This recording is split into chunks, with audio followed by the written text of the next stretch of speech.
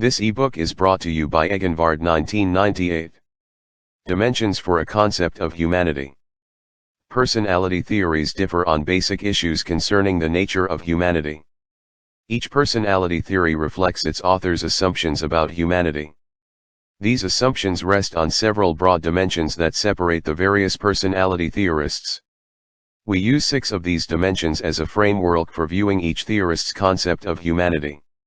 The first dimension is determinism versus free choice.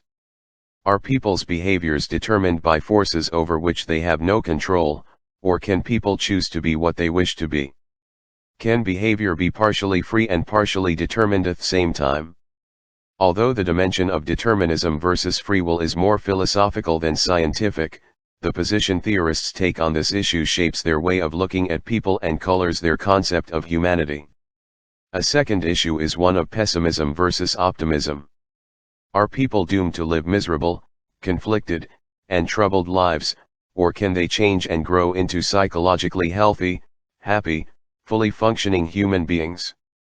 In general, personality theorists who believe in determinism tend to be pessimistic. Skinner was a notable exception, whereas those who believe in free choice are usually optimistic. A third dimension for viewing a theorist's concept of humanity is causality versus teleology.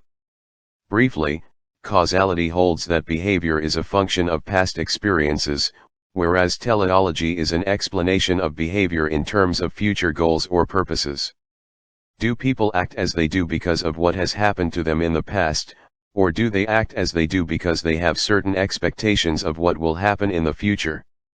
A fourth consideration that divides personality theorists is their attitude toward conscious versus unconscious determinants of behavior.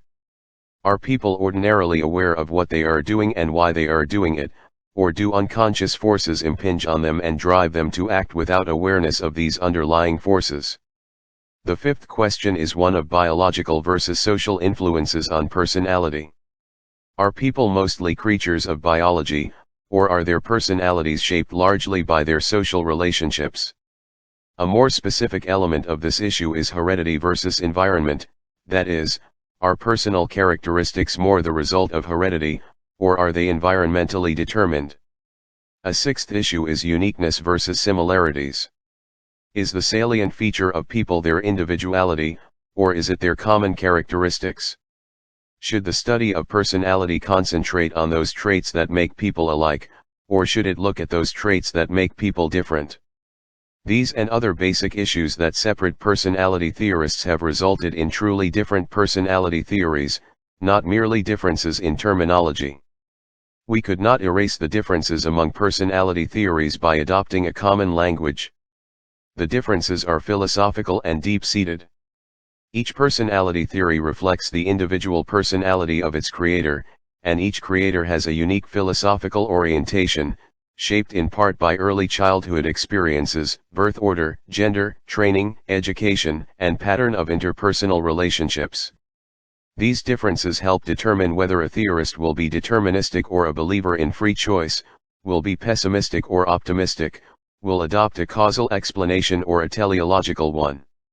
They also help determine whether the theorist emphasizes consciousness or unconsciousness, biological or social factors, uniqueness or similarities of people.